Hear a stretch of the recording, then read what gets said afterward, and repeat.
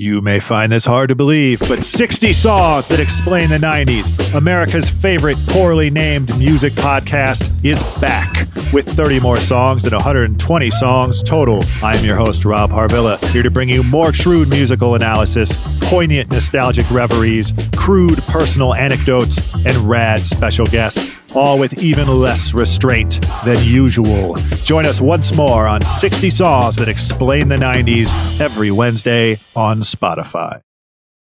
This episode is brought to you by Anytime Fitness. We may talk a whole lot about sports, but when it comes to keeping fit ourselves, there's definitely room for improvement. I hit this point early July. I was just like, I am not in good enough shape.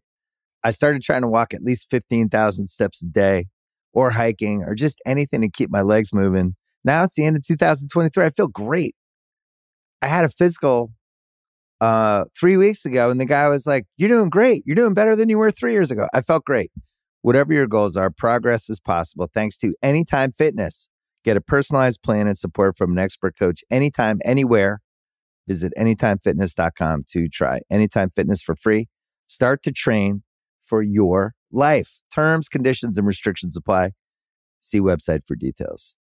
This episode is brought to you by Atlassian. Atlassian software like Jira, Confluence, and Trello help power global collaboration for all teams so they can accomplish everything that's impossible alone. Because individually we're great, but together we're so much better. Learn how to unleash the potential of your team at Atlassian.com. Atlassian.com. Atlassian. Tap the banner or visit this episode's page to learn more. I need support staff to clear the room. Stand up and walk now. Hello and welcome to The Watch. My name is Chris Ryan. I am an editor at TheRinger.com.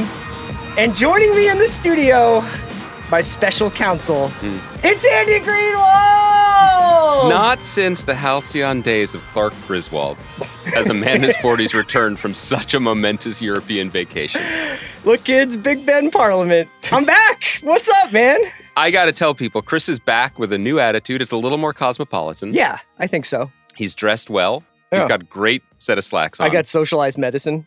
Yeah, how's that? It's great. I got everything fixed over there. It's kind of amazing because I think people who have been listening as you've been traversing the globe have understood that your circadian rhythms have been a little off. Yeah, I know. But whatever you did to get in game shape for this morning is working. Grown men were coming up to me with tears in their eyes saying, "Sir, yeah. Do you wish to revise your takes on The Idol now that you've had some sleep?" Okay, and do you want to go on the record? I stand by everything I said. It's fucking great. It was a perfect phone call. It was great. And also, I want to say that, first of all, it's wonderful to disagree with you. I think people love it. Yeah. They love friction. Yeah. I do worry that, as many people who listen know, you have a very powerful movement behind you, much like the man you're quoting, the CR Heads movement. Uh-huh. Now, and I want to be clear. I want to, much like our president, Joe Biden, I want to distinguish the CR Heads from the larger Watch listenership. I'm not saying everyone is the same here. Uh-huh. But from my brief research, the CR Heads should not do this. I don't want you to disassociate too much. I just want to say they're up in arms about my mistreatment of you and your very, very beautiful opinions that you expressed about The Weeknd. I remember what I said about The Weeknd. I don't really remember. Your reaction was annoying to me, but I think because I was so under-rested, I don't remember what you did. So you were just like, this guy can't act his way out of a coffin, right? Yeah. And then I was like, no, he's compelling. Yeah. And then we got into a disagreement because you were like, you're carrying water for Big Weekend, right? Well, I did suggest that you were under the thumb of the Toronto Mafia in some way. That Masai Ujiri and others had others. I don't know who else is up there. Pascal Siakam, Pascal Siakam, yeah. Not Drake, but 40, his producer, was involved, and they were paying you, and then to take, from your people have your back. Your people, your supporters. And they were like, according to them, I was like, Chris, your ideas are bad and your opinions are invalid. No, that's not true. I know that you respect me. I broadly respected you up until the moment you I wonder decided whether or not, to build though, your house on Able Island. Do you think that us fighting about The Idol every Monday, like really fighting about it, would be good content? Yes. Yeah, probably. Are you ready for that? Are you ready for 5 to 6 weeks of that? I think it's going to be problematic for me just in case like this show really goes off the rails, but I'm holding on to the last car as we go off the cliff. Bucky Barnes style. You know what I mean? Things worked out for him. It took a while. It did. Okay, but in the end, he's the white wolf. Here's what I want to do today.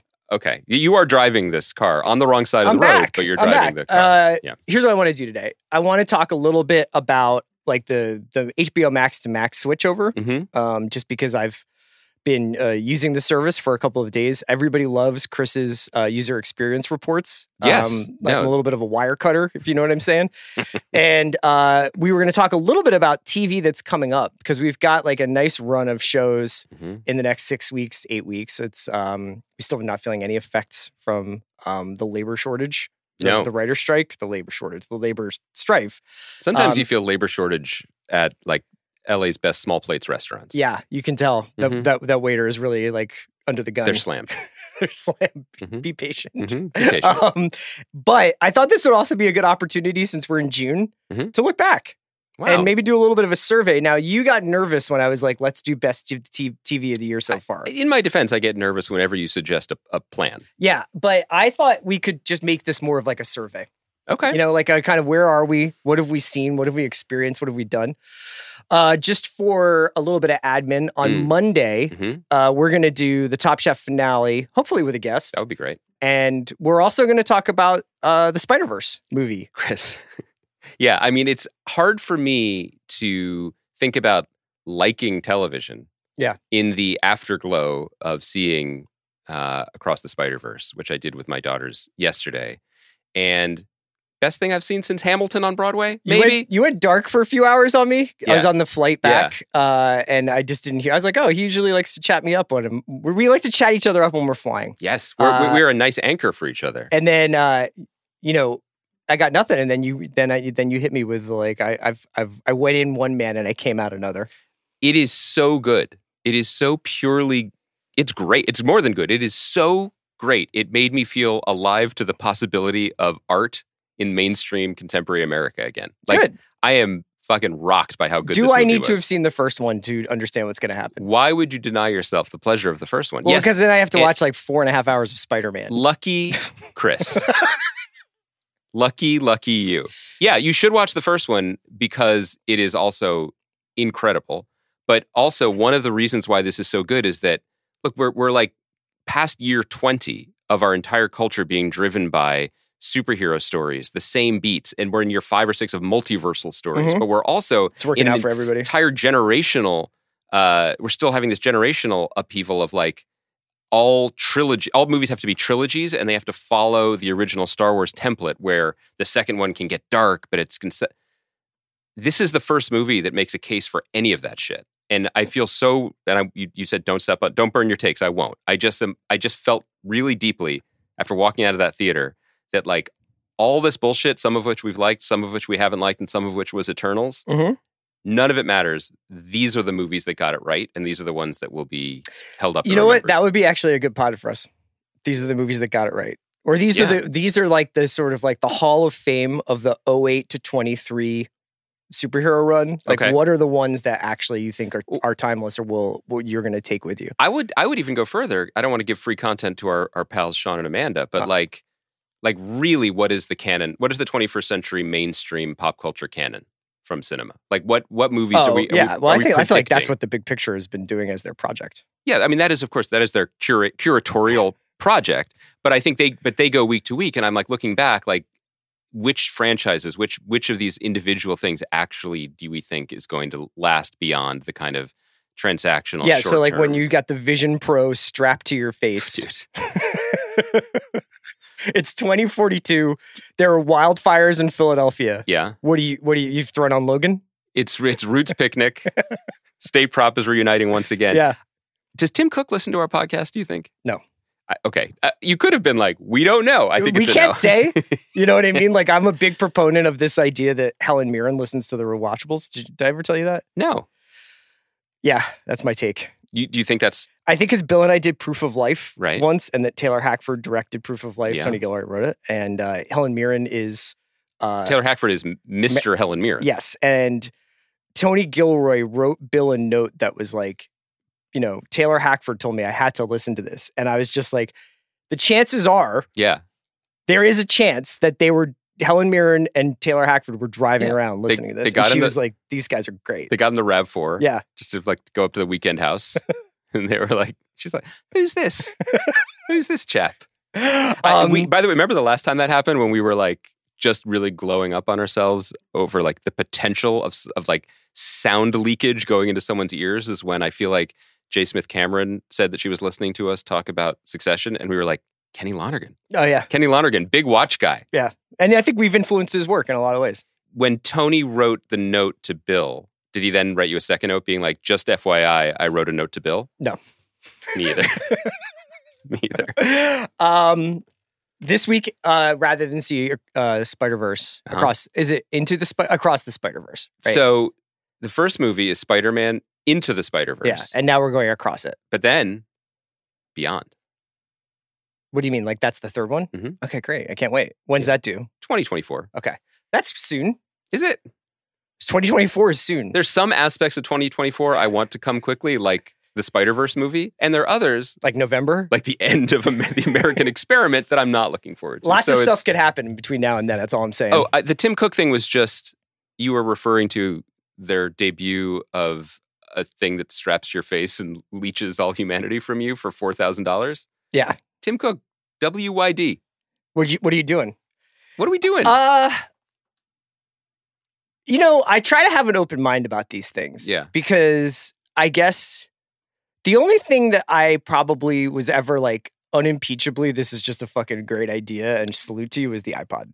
Yeah. That was a great Well, idea. I mean, computers are good too. But like the iPod was the controversial invention. take. Was the invention that I was like, Mhm. yo, I can have all these songs here with this dial. Yeah, and you can play like Arkanoid or Worm sometimes on that first I never edition played games, but so that's been chill. Wow, what a dismissal. No, on the iPod.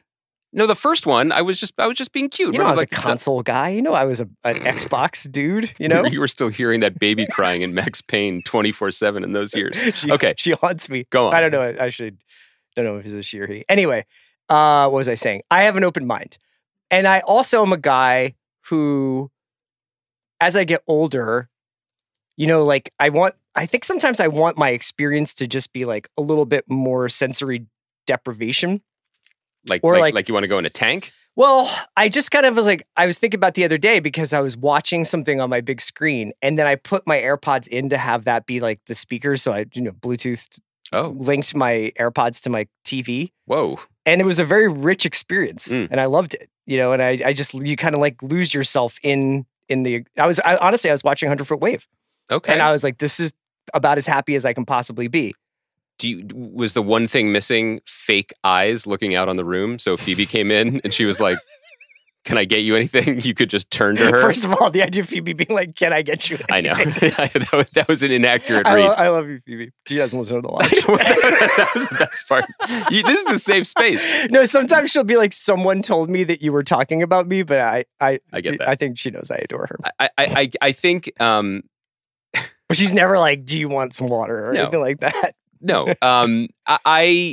I just don't understand why everyone is just like being a gleeful pallbearer for humanity. Like, why is everyone so excited? I saw this picture last week of like the bright boys at OpenAI just like coming up with the next fucking crackerjack idea, and I wanted to like do just lay that picture next to a still from Oppenheimer. It's just like useful idiots at any time in American history being like, neat.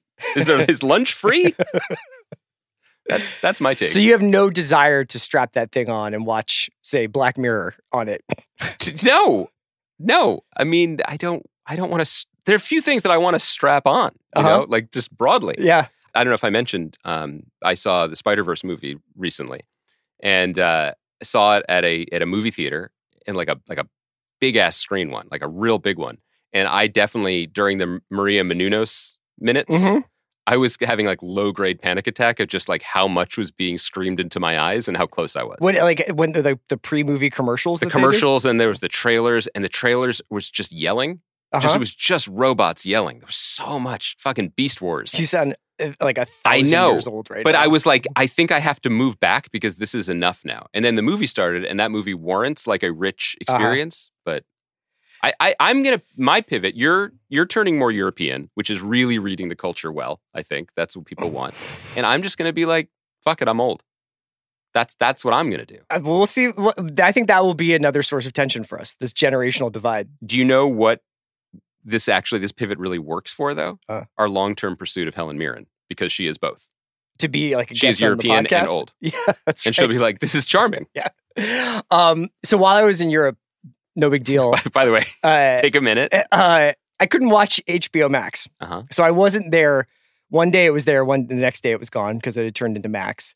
And I had access to it for a second. So HBO Max existed in Europe? Yes. Well, the website did. I don't know if I could have. I was able to watch Barry in Sweden, and then the next day it went to Max, and they were like, "We are not yet available in your country." And thank you to everybody who reached out, who was like, "I think I can hook you up with a way to watch Succession or a way to watch Barry and stuff like that via various very usernames and passwords." And I was just like, you know what? I appreciate that, but like, I respect Casey too much to do that. You know, I don't think password sharing is moral. You're also like, my opinions on these finales is not necessary on the public record. Like that was your bulwark. Like that's what you knew. I know. I'm like the Mark Meadows of Succession finale takes. No one knows. Only Kaya has taken my testimony. No one knows who you've been talking to about it. That's right. It's sealed. But I got back, and when I got back, obviously, you know, the service had changed. We don't do a lot of conversation about like the nuts and bolts and functionality of these things, although I'm weirdly increasingly getting interested in it. But also last time we did it, you were like, guys, clear out for a second. Let me just tell you how great Prime Video is. I still think it works pretty well. So Canadian Amazon is underwriting you right now. So I got back and was hanging out with my mom on the East Coast for a couple of days, and I was able to dip into Max because we just decided to honor the greatest generation by firing up Band of Brothers. Wow. So I watched a few of those. Man, that is still like a pretty perfect piece of television. Did you watch that when it came out? I watched some of it when it came out, and then I filled in some gaps. But it is not as fresh. It's still also one of the wildest experiences just to watch Band of Brothers and be like, that's Andrew Scott. Yeah, they were all there. Yeah. But it was really strange to see Band of Brothers and Barry and Somebody Somewhere against Beat Bobby Flay and Dr. Pimple Popper and this kind of new thing on Max where it's the Discovery and Food Network and HGTV content. Yeah, this is my experience the first night when I like fired it up to watch the Succession finale, and it said for you, and it said Succession final episode, then it said Penguin Dynasty. Cool. It's going to go great. This is fine. You know, and I think that in some ways I was kind of like, this is actually nice. Like I'm not above firing up Beat Bobby Flay when I'm just like, I got 20 minutes to kill. By the way, every time you say it, I think you're saying Bebop Bobby Flay. But go on. So like a kind of like a Wayne Shorter soundtrack. It's kind of freeform. It's improvisational. Are you a Bobby Flay guy? I spent, as you know, I was a real Food Network head for like 15 years and then stopped. I just completely stopped watching that network when I stopped watching linear TV. So I don't know. Has Chopped iterated? Like, I don't even know. I don't know, because I think like also anytime you're watching Food Network, you might be watching an episode from 2011. That's true. So I am well versed in the Bobby Flay canon, but I have not been keeping up. So the tabs at the top of Max that you can see, it's basically like home, and then it's like series, movies, HBO are the tabs at the top. And then somewhere in the middle there are this band of like the channels that they have: HGTV, Discovery, Magnolia. Shout out my guy Chip. Yep. We still got to get to the bottom of that Larry McMurtry story. It's a long-term project for us. HBO, the HBO Max titles, I don't super think they're no longer distinguishing those, I don't think. Right. Although I guess the other two is back soon, and that's a Max. I'm not really sure. But I just wanted to ask you if you had that experience where, you don't have like a sentimental attachment to a screen on your Apple TV or your laptop or whatever. Yeah. But it is strange. The first thing that jumped out at me was like, this looks like Netflix. Not necessarily visually, but in terms of the spectrum of content being thrown at you, which for the entirety of my experience with HBO, that was the counter to that. HBO is all about curation, and HBO is all about like the best sports documentary, the best true crime documentary, the 5 best prestige TV shows, and the funniest stand-up and the funniest this and that. And like this kind of like very, very manicured lawn. Yes. And now it's kind of like wild gardening, buddy. I think there's a couple takeaways. My first one, you're talking about what our responses were when we turned it on. Why'd they get rid of the purple? Like what focus group suggested that? Why make it the same color as 6 of the other TV streaming apps? Right. It seems minor, but that's bizarre to me. And maybe that is intentional. Maybe it's like, oh, we are a superstore like everything else, and we just have a lot of stuff. I think to your point about like being able to find or curate the HBO thing, I think it signals a couple aspects of the decision making, some of which won't be fully realized, I think, for another year or so. One is I continue to believe that the de-emphasis of HBO within this larger project is intentional and an attempt to save HBO as a distinct brand identity. Okay. I know that seems counterintuitive, and when I've talked to some people about it, they're like, oh, what a sad thing that HBO isn't even the name of the service anymore. I continue to think, although this might be only playing to some industry heads or people like us who think about this, I think that the larger goal is to be prepared, A, for what's coming, which is there's going to be significant, I think, downsizing in terms of how many services there are. Consolidation. Consolidation is the word. Yes. I also think there's going to be consolidation in terms of how we get this stuff. I feel like we are building back towards a bundle. We are going to be recreating cable in some form.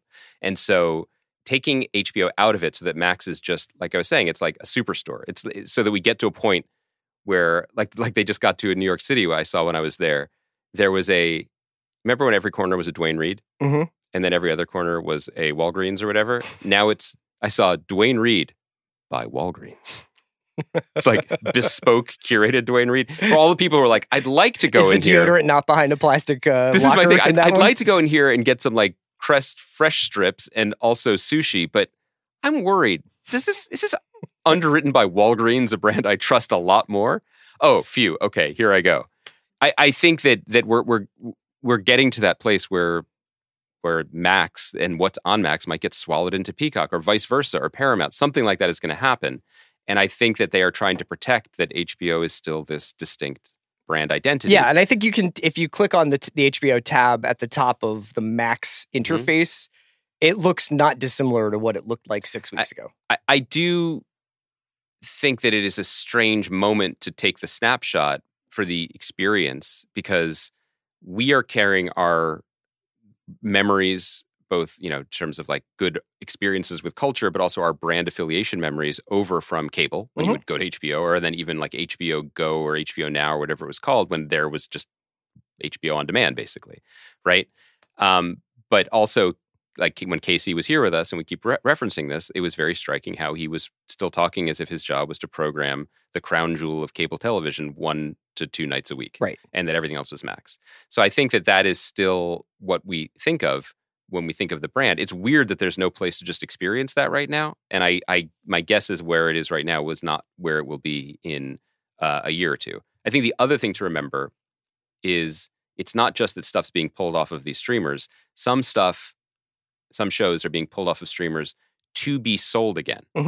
5 or 6 years ago, when everyone was bullish on making their own streaming networks, they all pulled their content. Like you used to be able to watch the early seasons of The Wire on Amazon Prime. You used to be able to watch Marvel movies on Netflix. Everybody pulled everyone back into their own silos. That's not financially prudent. So some HBO shows, I would imagine, not just Westworld on the Fast network, but some HBO things are going to be sold again and licensed. So I think they're probably trying to. Yeah, I'm just to Tubi, like to what? Like, I mean, because if you're talking about an era of consolidation, which I think you're right about, I wonder like how many homes there will be for this stuff. I mean, it is kind of, I mean, it is a miracle of, a really kind of sad miracle of today where it's like everything is at your fingertips. Like if you get home, you know, I saw John Wick in the theaters, John Wick Chapter 4 a couple weeks ago. And then I was on the flight and I was like, oh, I just want to watch Donnie Yen. So I watched John Wick Chapter 4 again. And then I was like home and I was sort of like, oh, I kind of want to watch 2. I haven't watched 2 in a while. Wow. And 2 is only available for streaming on Tubi. Okay. Like you can rent it, but we are back. And that's always shifting, right? Like the licenses are very, they're very temporary. Like, you know, Spider-Verse, to your point, like I was like looking for that. That's only streaming on FX's like app on. Yeah, it used to be on Netflix. Yeah. So it's like, it's just, you're always kind of catching up with that stuff. And I've noticed also a couple of the things that I've purchased as, you know, $9.99 on Amazon, like that the licenses for that as like, it's pretty rare, but that can disappear too. Yeah, and I think there's another way to look at this, and we can go back to the Max part, and when we have our, maybe if the writer's strike and potential actor strike is ever resolved, we could do like okay, so what's next kind of conversation. Right. But I think one other aspect that is less discussed about things disappearing is that disappearing content is actually a intentional move towards profits that we're going to return to. Do you remember the Disney Vault? Mm-hmm. When the idea of holding something for a while and creating scarcity to create demand. Yes. When we were not kids, when we were teenagers and like the home video market was booming more, Disney it was a kind of a brilliant strategy that I think they learned from drug dealers, which is they would make a movie would be in theaters and then it would be on home video for a limited time. Yes. And then it would vanish. Right. And then they would wait 5 or 6 years and then they would like, maybe like Cinderella, clean it up back in theaters for a few weeks. Yeah. And then you can buy it for a limited time. And they were like $80. Yeah. They were like those big plastic cases. Yeah. I have a lot of copies of Cinderella, by the way, that I need to offload. So if anybody wants to hit me on Chris's personal Reddit, I will. On various. Anyway, so I think that strategy probably makes sense. Like, what is it doing for Disney right now to have every major blockbuster they've made in the last 20 years just there? For people to watch multiple times. What it's doing is it's giving you value for your monthly investment in Disney Plus. Like that's the thing. That's like, what it's giving us. Yeah. But what's it giving them? And you know, I'm always on the side of the suits, and I want them to do well. Right. So I want their bottom line. I detect some sarcasm there. Do you? A little bit. Yeah. That's because you're more attuned to a European sensibility, where it's like a cutting humor. Anyway, so are you pro Max? Or are you anti Max? Or is it just doesn't matter anymore? I don't really know that it matters. You know, like I mean, I was messing around and looking around yesterday. I kind of got lost doing a scan through my favorite No Reservations episodes. That's nice. So I watched like Mexico, where he takes Carlos's his chef at Lejal, he takes him back to Mexico. Yeah, and then goes to Pueblo with him. And I watched the U.S. desert one where he hangs out with Queens of the Stone Age in Joshua Tree, and they go to like Pappy and Harriet's and stuff. And I was like, oh man, I'm just gonna watch Bourdain all night if I don't stop now. But I was just impressed because it was just like, to your point, like if you like having Food Network on as a nightlight, like now it's like you don't have to have an Ozempic ad every 30 seconds, you know, which is essentially my mother's experience of watching it, you know, on cable. Also, much like the Disney movies being available, you've already bought Ozempic. So you don't need more. Yeah, but it's French Ozempic. Oh, Ozempic. Yeah. that's good stuff. You know, I wonder, and this is, I'll throw that just makes it so that you can smoke, too. French Ozempic is just smoking, right? Yeah. Just smoking a lot. I wonder too, let's save most of this for our big conversation about user interface experiences. But I was thinking about like Apple's play in this, and really as the TV industry is counting on the consumer to just pay money to have these open, just to have like to pay for the window to open so they can have this trough of stuff and as many troughs as possible. How do even the things within the troughs like pop out unless you are already within that silo? And you get a kind of a glimpse from that. Like if you are, like I am, an Apple TV user, and you go to you press the button that's just the TV icon, and then it says a lot of originals, Apple Originals, but it also says continue watching or new for and you. And it pulls from the other services, so you can watch it through Apple, right? And I don't know what kind of agreement there is between these services. There might not fully be one yet, although I think there's probably some payment to be prominent. Like Max was on the top of the App Store the day it launched, for example. But I was thinking about how, Google pays Apple to be the search bar. Mm-hmm. And that payment is estimated to be $8 to $12 billion a year. It can't be a year. Why not? Billions of dollars every year. Okay, yeah, it is. Sorry, I was like, that is insane. But I just look at the what's this? The Wall Street. I don't know what that is, but apparently that's what they said it was. Okay. It's not me.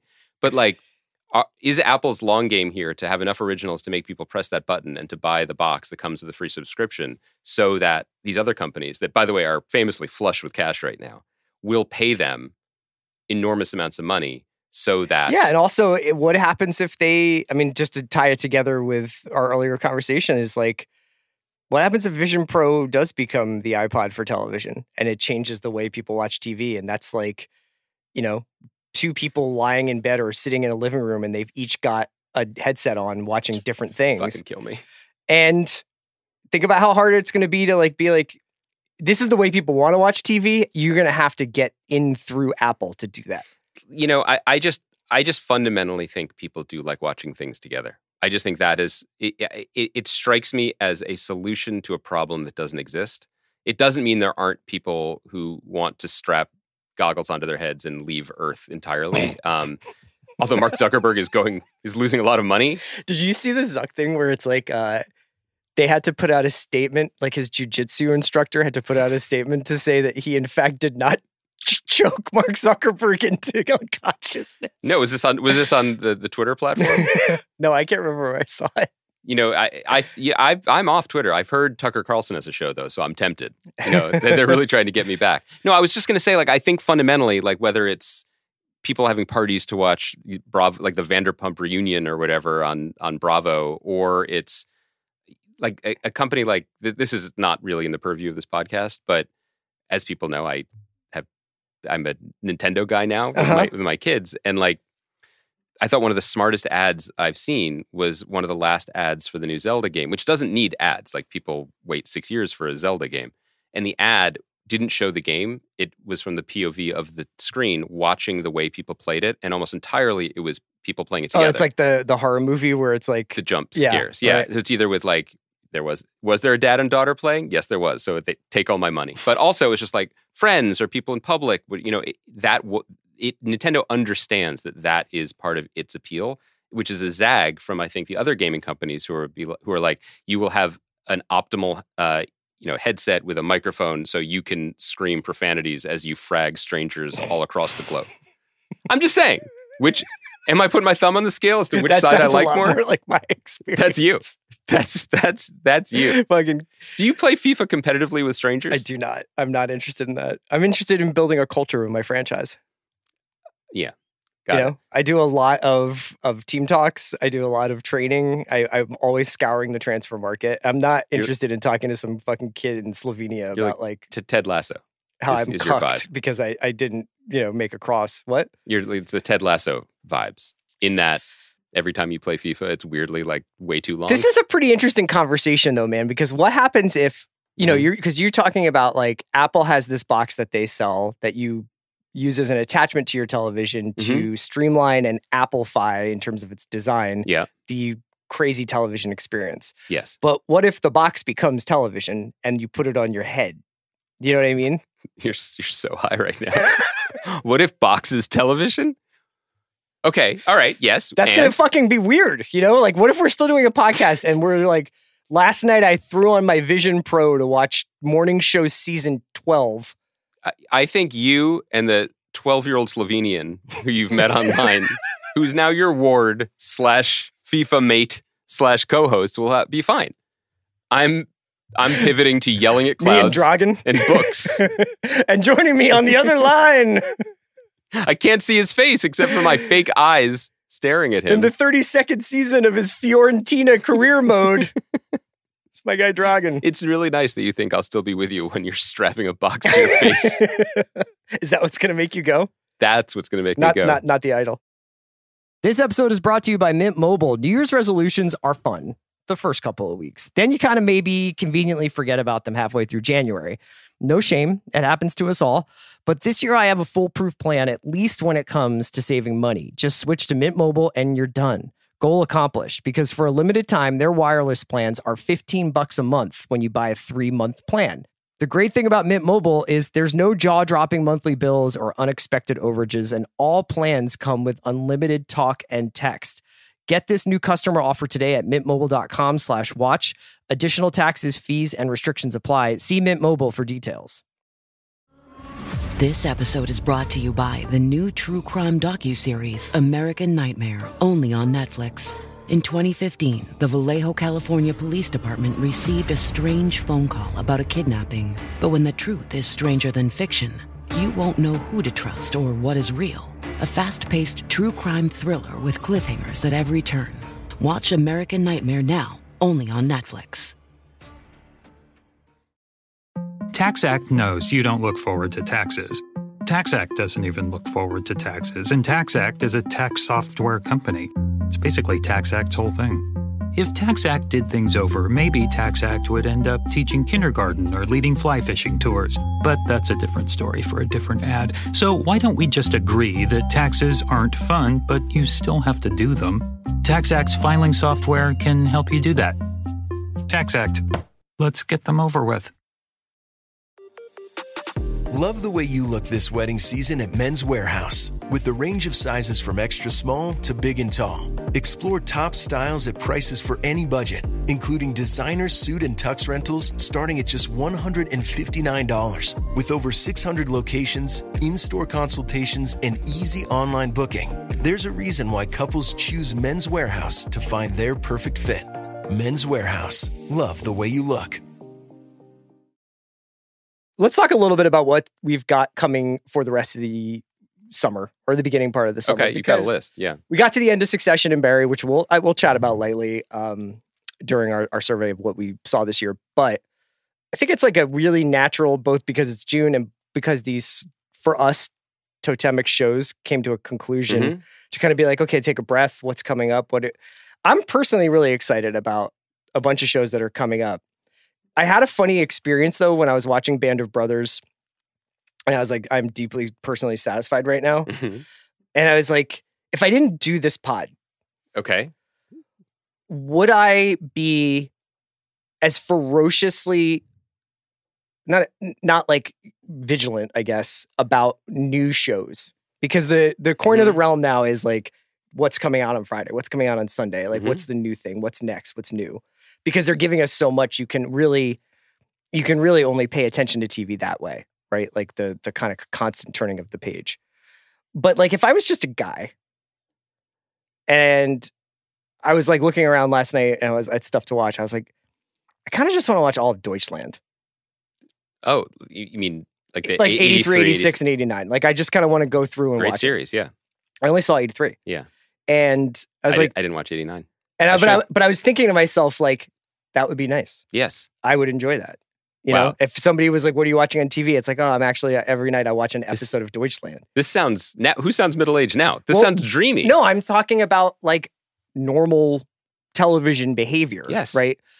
So it kind of impacts it sometimes where, you know, you and I are always like, okay, what's next? What do we have to watch like a first episode of? And then like, it'll either catch us and we're like, we're going to talk about this every week or every couple of weeks, or we kind of do a check-in and we don't really go back to it. How dare you? Name a single show that I've only watched one episode of and never returned to.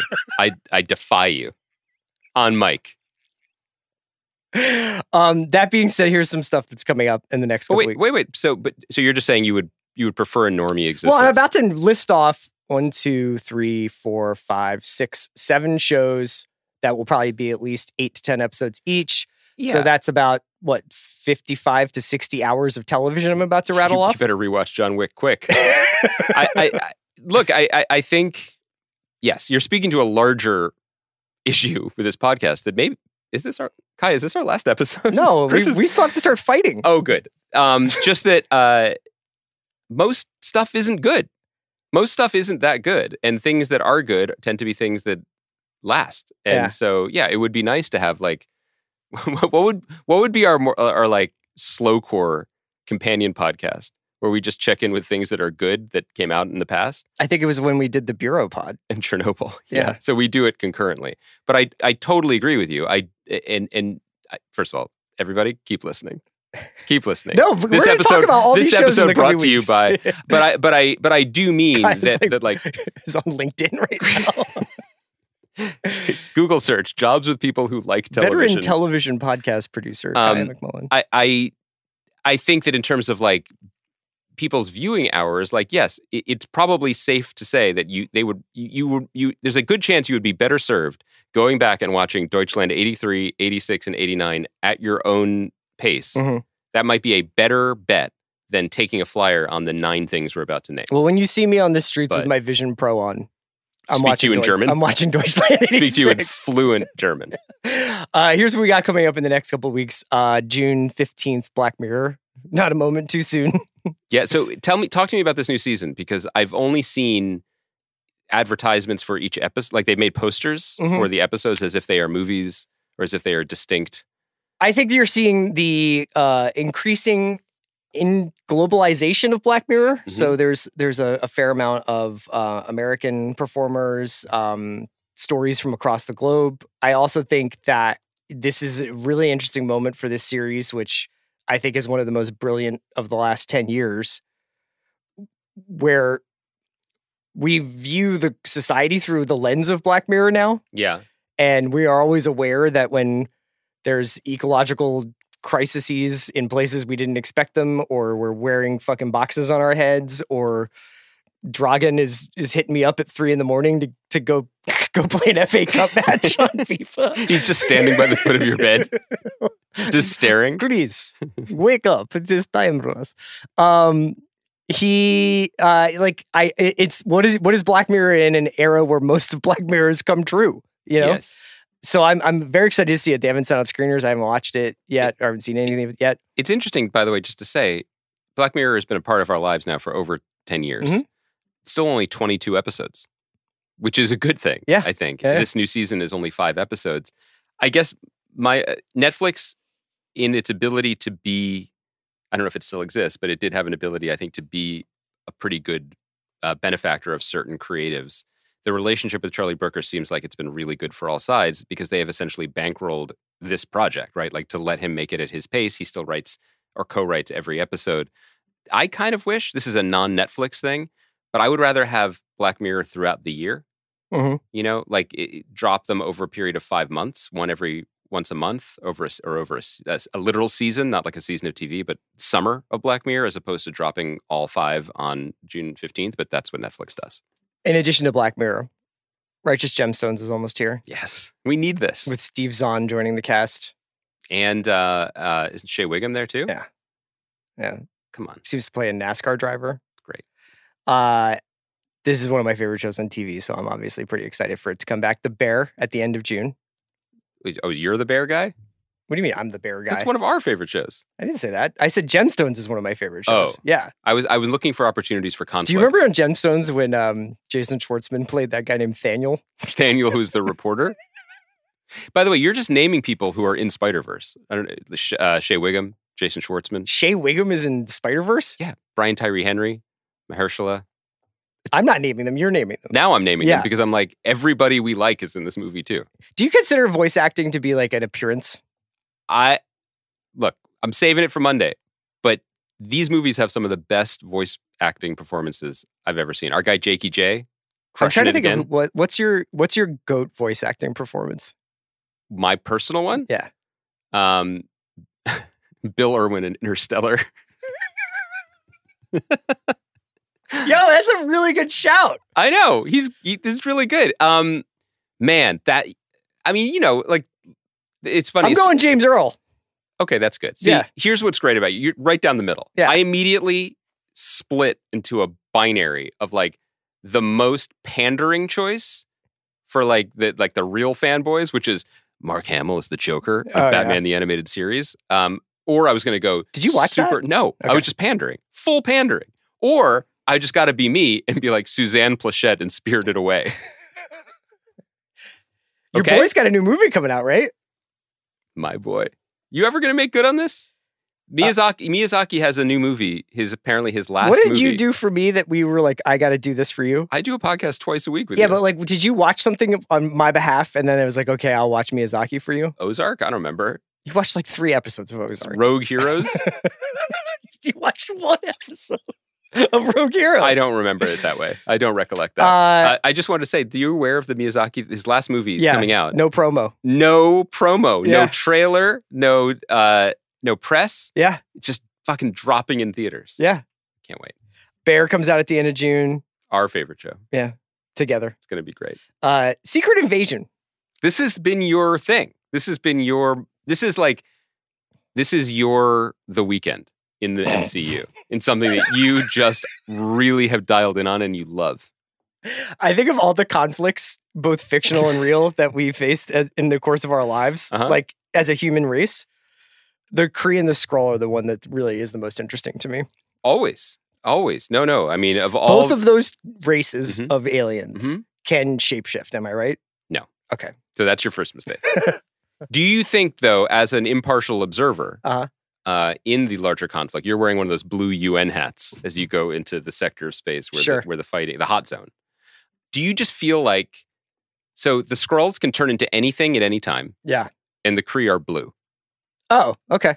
And they're tough fighters or whatever. Like, don't so you think the that Kree gives always the advantage? have to like hide? Right. So are you saying the Kree are shook? I'm just asking. Like Ben Mendelsohn then is a say it. Skrull. Skrull. Skrull, I believe, was an early 80s. That movie rocked. Did it? Yeah. It's really good. That dude has like a little, like a 5-pointed star thing. Yeah, there was a video. There was an arcade cabinet.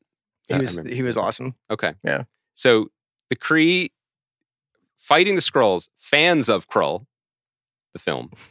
Okay, so break down why Secret Invasion is interesting to you. Because for like a brief moment watching the trailer, it did actually look like an espionage thriller, which I know fool me 500 times. Yeah. I should throw myself off the cliff, but it just did look like kind of a cool thriller. Also, it's Olivia Colman. Yeah.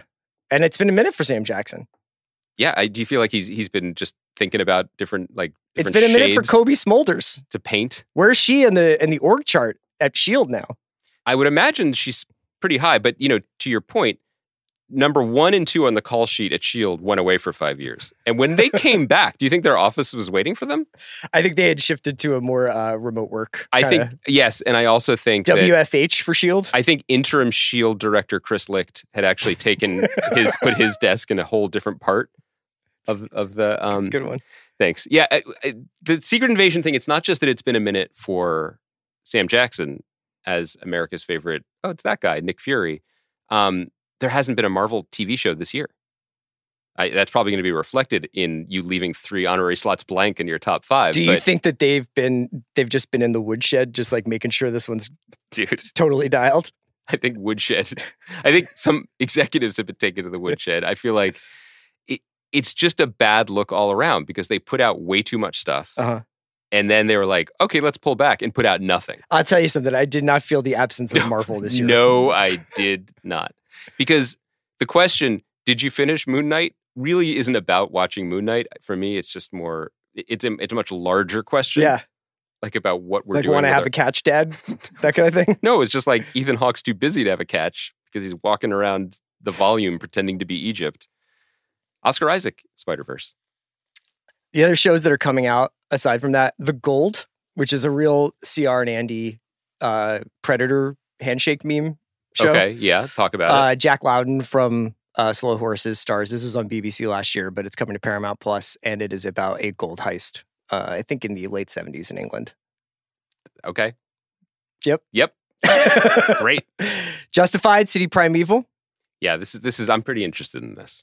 The sort of, it's not a reboot or anything. It's just an extension of Justified, a series that ended several years ago and is one of my beloveds. And this is an adaptation of an Elmer Leonard novel that absolutely fucking rocks. It is called High Noon in Detroit. And Boyd Holbrook, who, this is it. This is the summer of Holbrook.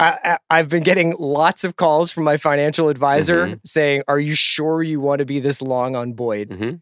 And now we've got Dial of Destiny and Justified coming within weeks of one another. So we're going to find out Are you bullish on Dial of Destiny?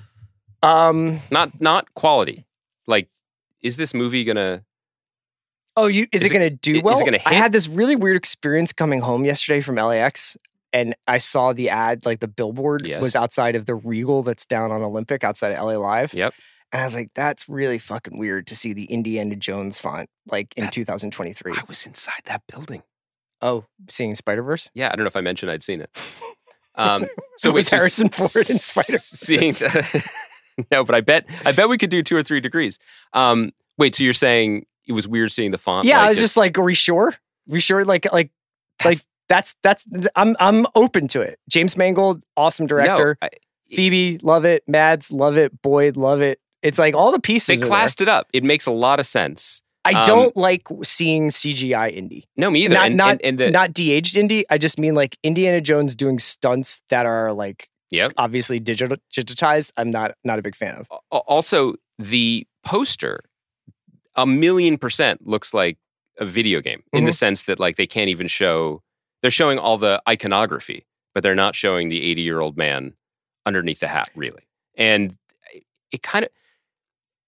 You remember, like when we would, Bill does this, like the czar of common sense, and I feel like you've done this a couple times with your Jonas era, take the glasses off, Hollywood fixer. It's really kind of like an "Are we sure?" guy, and so much money spent on this movie, and so much money investing in really good talent and trying to make it the classiest. The Butterworth brothers wrote that shit, but not just one. They paid for 2. Yeah, but also trying to. I think the proof of concept is Top Gun Maverick in the sense that, like, if you make a movie that's about nostalgia for a movie, you can bank forever. I definitely think that you are right there. So, but my question is, this does strike me as a prime "Are we sure?" candidate, because at the end of the day, I'm like, this is an iconic character 40 years ago. And I don't know if enough of the American movie-going public is like, this is what I go to the movies for now.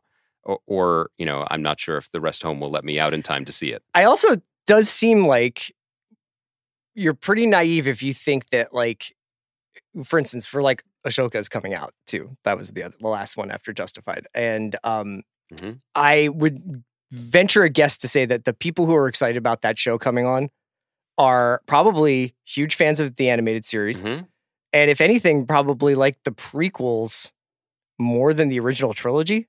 Like are like that generationally, like that's where we're at. And I don't know that Indy has ever kind of like rebirthed, like, or had a new generation of fans. Like, I think it's just guys like us who are like, he's going to run away from that boulder, Yeah, and it is I think that's a really good point. I think that Top Gun Maverick is such a maybe unique achievement because it just ticked every box and made sense in so many different ways. Also, Tom Cruise, and this is weirder than CGI, is still Tom Cruise. And so there is multiple generations of people who are like, yeah, that guy just runs and does crazy stuff. And that's what we like to see in the movie theater. I think that holding up Indiana Jones as a paragon of like what we thought these movies should be, blockbusters should be, which broadly speaking was like not that frequent, hearkening back to a generation before ours, because that's what the filmmakers were doing. Like Star Wars was based on Flash Gordon, right? And Indiana Jones was inspired by pulp novels and stuff. And I don't know. Yeah, I don't see the through line. I don't know. This part of the podcast where I just prognosticate about the box office of movies that haven't come out yet, maybe this isn't our strongest lane, but I find it interesting. Of the shows that I've mentioned, Black Mirror, Gemstones, The Bear, Secret Invasion, The Gold, Justified, and Ashoka, what are you most excited about? The Bear. Yeah.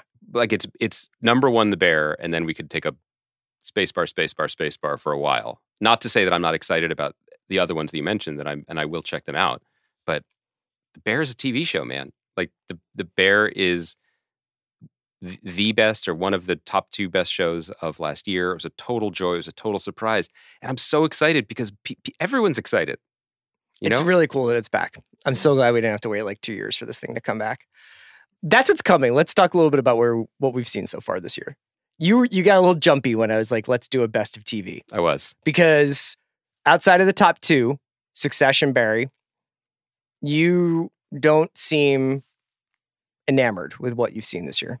I think it's okay to say that. I don't think anybody's going to be like, fucking hating ass hater. I mean, I think there are huge gaps, which I feel responsible for. Like I went on this mic and said, Drops of God is a show made for me. And you didn't watch it. I haven't watched it yet. Yeah. I'm going to. I'm really excited about it, but I have not watched it. So my hope is that it would be on my list. You're waiting on Vision Pro so that you can feel. I want to feel the drops on my face. On your eyeballs. I'd be like, sir. On your face eggs. Sir, I have wine pouring out of my eyes. Yep. Face eggs. You watched Succession. I did. People are saying you didn't. People know that I did. I just spoke to Jesse Armstrong knowingly about what happened in the finale. Yeah. Did you? I loved the finale. I don't know. I actually, it's one of those funny things. It's like almost like a playoff game. It's like after the 24 hours, do you want me to go back and be like, remember that part when Tom did that? That was fucking great. I mean, I think everything clicked on that. It ultimately, like, I don't think I think if anything, like, I understand Shiv kind of more of thinking about it more and more, which I know is like a cloudy idea for some people of like, why'd she change her mind? And it's like, when you go back and watch those last 15 minutes again, it's pretty obvious where and why she changes her mind. So Succession and Barry. Yep.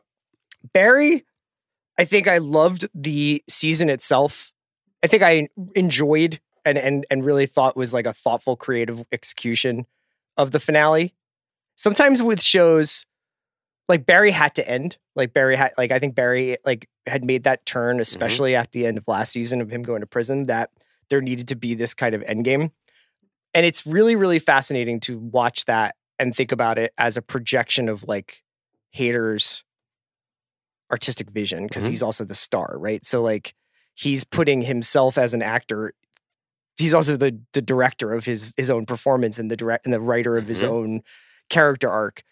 I got to go back and listen to you and Sean. Did you love the finale? I did, but I also just, as I've said, like, I just loved this.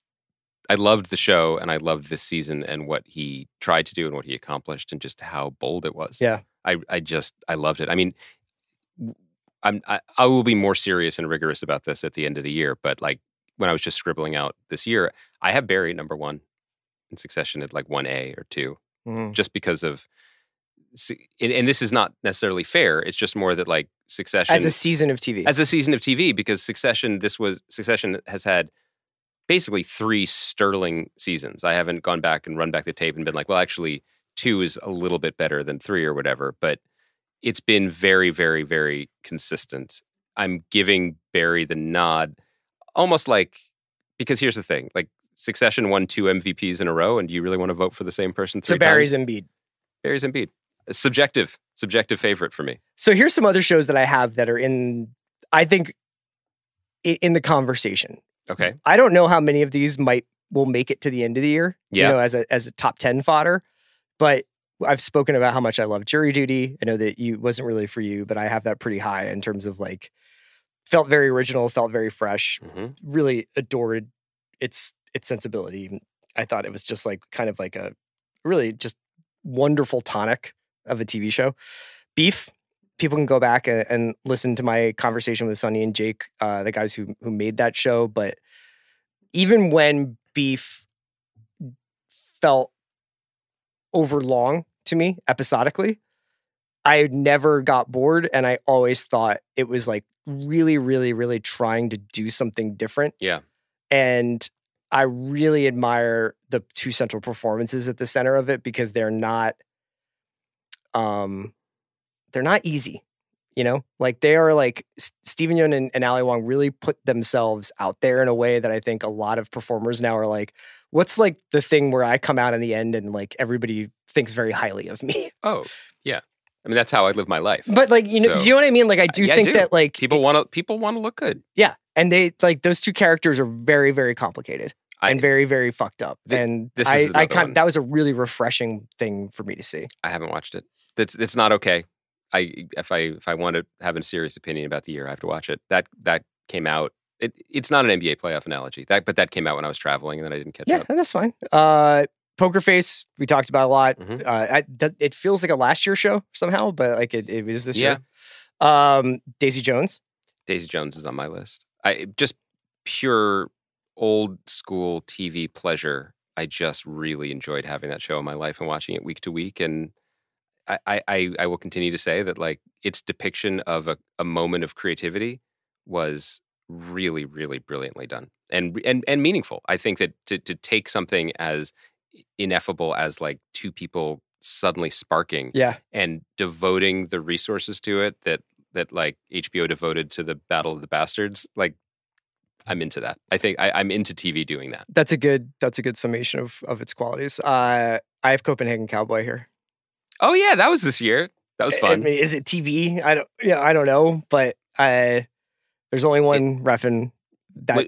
When you were in Europe, were people coming up to you on the street and saying, Monsieur, Monsieur, tears in their eyes, like, thank you for talking about our Friends or The Office, Copenhagen Cowboy? Uh-huh. Like, no. is that what people like over there? They weren't. No.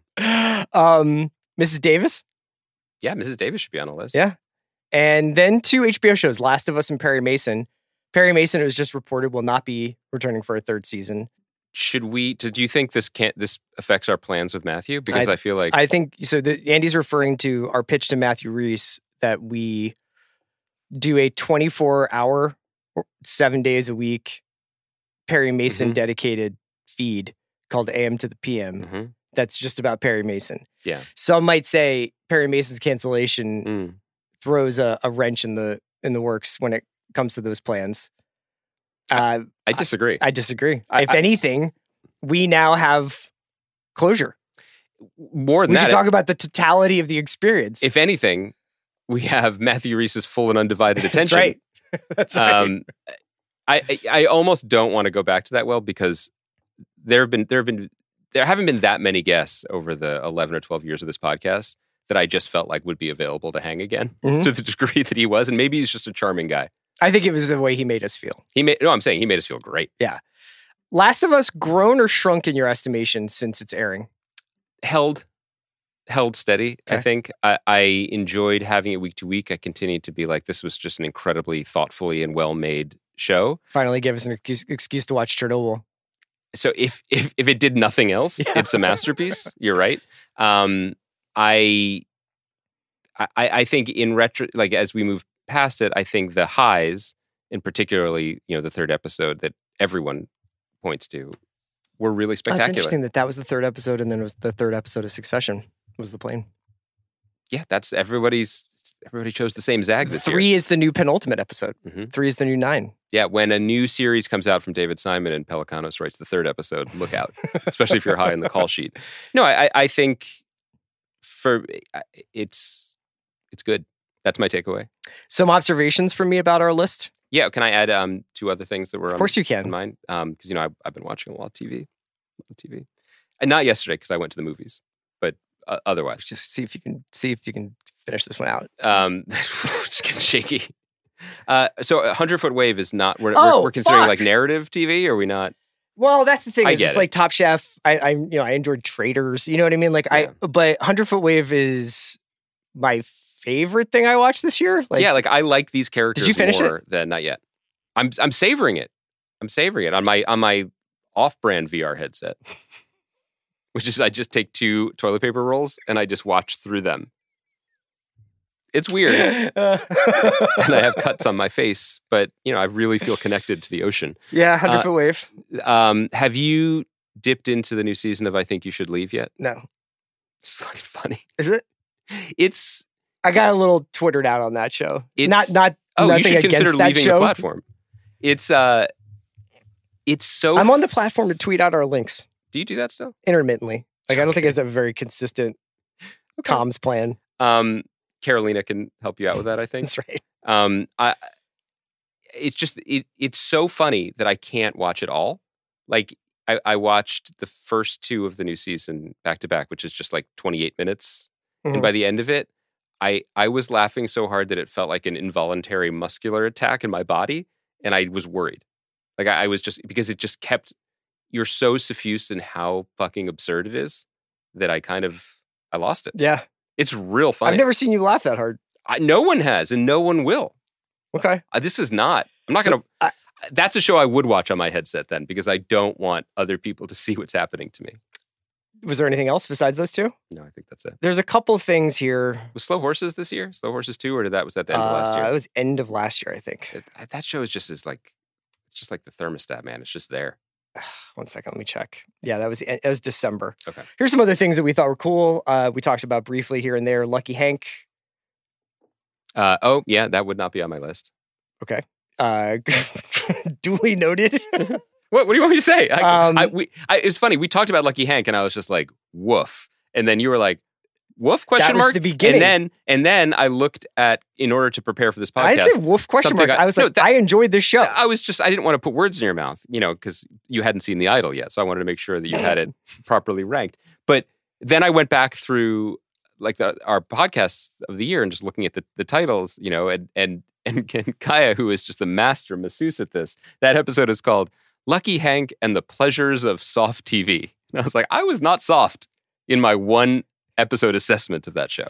I also have Great Expectations here. Oh, I never checked it out. That was dope. Kind of grimy, though. Yeah. It's funny that Ted Lasso and Yellow Jackets and some shows that we've talked about over the years did not warrant much conversation on this podcast. I don't think it's that funny. It's a little funny. It's not funny. It's not as funny as the second episode of I Think You Should Leave Season 3. Kunk on Earth. Oh my God. That's a great show. Yeah. Thank you for that. Thank you for reminding me of that. Why did we stop talking about Party Down? I guess there's really not a ton to say other than it was fun. Yeah, I think that I didn't know what else to say about it. I think that if the mandate was let's do more Party Down a few years later, it cleared that bar gladly and happily. And I don't even mean that with any like venom in my voice. I just feel like we got more of something. It was awesome. I don't think it was, what did Disruptor say? It wasn't iterating. That's right. Other than that, I mean, there's a lot of stuff. There's, the Night Court reboot. We liked talking about that for an episode. I mean, here's the thing. When we get together now in person and we record these podcasts and we talk about stuff, and then apparently I go home and I do other things, and you go home and you keep fucking grinding. Yeah. And you watch more of these shows. You rewatch movies from the recent past. You keep it moving. You have a just punishing FIFA schedule with your 12-year-old. Did you watch, do you and Phoebe cuddle up and watch the latest Night Court? No. I mean, I Is it because you're sampled angry it. about the water? No, Because she Phoebe didn't bring and you any? I think you know this about us. Yeah. To come down from a hard day work. Yeah. And a furious 3-course meal that we prepare every evening. It's a furious meal? Because she didn't bring you water? I want The to way go revisit that. Yeah. Decelerate is we watch an episode of Law and Order SVU. You've never said this before publicly. Every single night. No. I was like, yes, we know. I was like, yes, we know the story, Chris. But I thought it was like we watch a classic multicam sitcom. No, every single night now we watch an episode of Law and Order SVU. Since when? Probably last year. Okay. Oh, so it is new. Yeah. I didn't know this. Does it make you feel calm? Nostalgic for New York, yeah. Also, does it make you feel better knowing that the special criminals are being put away? Like that? Not always, though. I thought every episode they ended up behind bars. Sometimes it ends on like a little bit of an ambiguous note. Especially when someone's claiming insanity, and it's like, was he? Oh, and then it goes dun dun, Yeah. but like a little bit of ambiguous minor key version. Yeah. So is it the same time every night? Like 11:15, yeah. Do you ring a bell? Like, how do you signal that it's time for... We're done. I've applied all my night creams, and then it's time to fire up SVU. How many... The best shit about SVU, can I Yeah. just say, is Yeah. when you think it's about one thing and then in like 20 Yeah. minutes, it's like about something else. The best thing about SVU for me or any Law and Order is still that, like, despite being investigated by these cops for over 20 years, the good people of New York still think it's more important to keep stacking their file boxes when the cops are there. Like, it is still the greatest thing that they're still busy. Wait, are you doing it from the beginning? We are in right season now 1? in like the season 4-5 era. But Did like you start with season 1? No, because those aren't available on Peacock. We jump around a little bit, but also like a lot of them kind of run together. Where you're like, didn't we see this already? Can you imagine? Hasn't Helen Slater been on this show before? They repeat. But like, can you imagine the coverage of like 2023 news media if New York had just had this epidemic of sex crimes, the degree that the show suggests that it did? It's not funny. It's not, but like, no, because like, oh, it's okay to be like, a lot of people got murdered in Jessica Fletcher's backyard. Right. But like, man, yeah, it's gnarly. That was the original name of that show. Do you know that? Law and It's Order gnarly? Sex Crimes. No, it wasn't. Yes, it was. It didn't Well, ever. SVU really rolls off the tongue better. I'm glad I don't have to be At like the last minute, they were like, my wife and I love watching sex crimes at the end of the night. With that, that's just what people do in these coastal I'm off to go cities. see a Spider-Man cartoon. Andy, it's been Don't welch on this. so refreshing to be in the studio with you. Don't welch. You're going to go see it, right? I'm definitely going to see it. I'm going to see it like 3 o'clock today. Watch. So how much time do you have to watch the first one? Unless Bill needs me. All right. So there's a caveat. Kaya, the best in the biz, on her last show with us. Kaya does have a resume open. I'm not sure if it's... And we'll be back on Monday for Across the Universe. Nope. Into the Spider-Verse. Across the Spider-Verse. Nailed it. And Top Chef finale. Yeah, it's going to be and great. Little Idols episode 2 talk. Are you ready to go? You want this smoke? Yeah. Okay. We have to continue this debate. It's not just one conversation. No, that's true. That's the problem. The problem is that it's an ongoing conversation. It's not like what Chris Licht was trying to do with CNN. Okay? There's nuance to this. Bye-bye. Goodbye.